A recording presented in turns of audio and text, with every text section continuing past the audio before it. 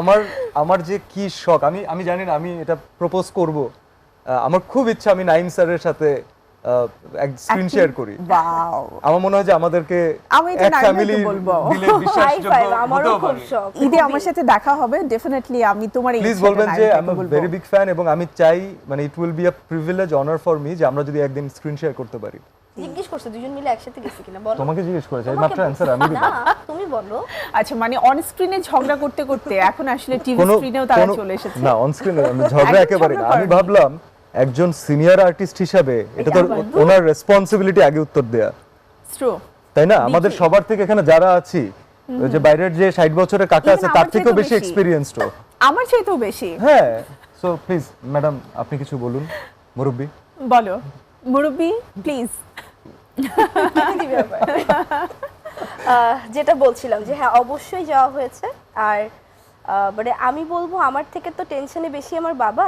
তো উনি কিন্তু উনি নিজেও কিন্তু আমাদের সিনেমার পার্ট। হ্যাঁ উনি নিজেও সিনেমার পার্ট, এবং কিন্তু উনি হচ্ছে প্রতিনিয়ত প্রতিটা মোমেন্ট আমাকে পোক করছে, আচ্ছা এখন খবরটা কি, এখন নতুন নিউজটা কি, কি জানলা। সো আমি ঘুম থেকে ওঠার আগে উনি আমাকে উঠো যেতে হবে এই সেই, ওনার তাড়াহুড়াটা অনেক বেশি, আমি না যেতে চলে যেতে হবে। মানে তোমার বাবা তোমাকে অনেক বেশি ইনভলভ রাখতে চাচ্ছে, যে জিনিসটা তাদের সময়টাতে হতো। অবশ্যই, কারণ আগে অবশ্যই। তো আমরা পত্রিকা বা ম্যাগাজিনের মাধ্যমে তাদের গল্পগুলো বেশি শুনতাম, সেখানে কিন্তু খুব সুন্দর করে লেখা থাকতো যে এক একটা মুভি তাদের জন্য কতটা মানে এক্সাইটমেন্টের কারণ ছিল।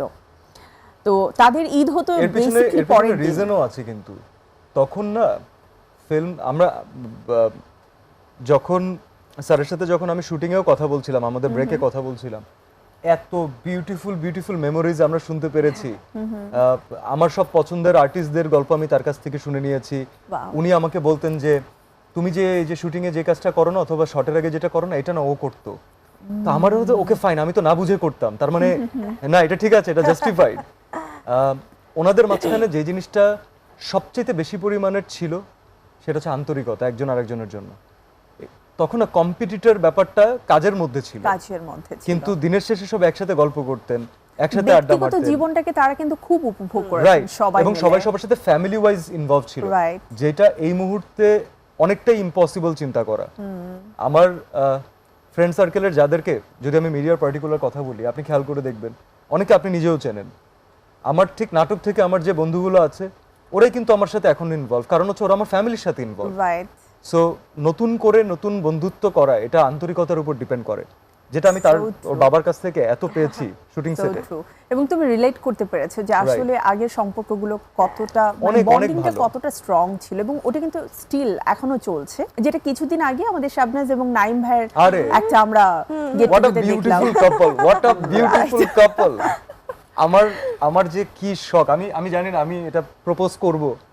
আমার খুব ইচ্ছা আমি নাইম স্যারের সাথে এক স্ক্রিন শেয়ার করি। ওয়াও, আমার মনে হয় যে আমাদেরকে আমি এটা এক নাইমকে ফ্যামিলি বলবো। দিলে বিশ্বাসযোগ্য আমারও হতেও খুব পারে। শখ। ঈদে আমার সাথে দেখা হবে ডেফিনেটলি, আমি তোমার এই প্লিজ ইচ্ছাটা বলবেন যে আই এম নাইমকে বলবো। ভেরি বিগ ফ্যান, এবং আমি চাই মানে it will be a privilege honour for me যে আমরা যদি একদিন স্ক্রিন শেয়ার করতে পারি।